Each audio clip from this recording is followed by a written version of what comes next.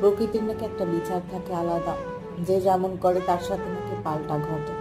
তো আসলে এখন পর্যন্ত প্রমাণ পেলাম না যাদের জন্য আজকে পরিবার প্রত্যেকটা মানুষ কষ্টে।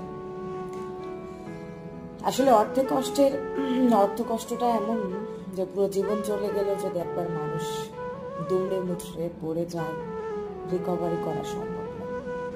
আপনার জানটাও চলে গেলে আপনি পারবেন না।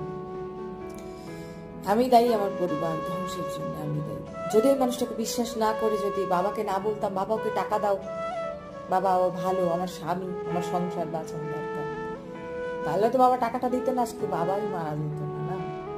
অনেকগুলো বছর পেরিয়ে তো গেল।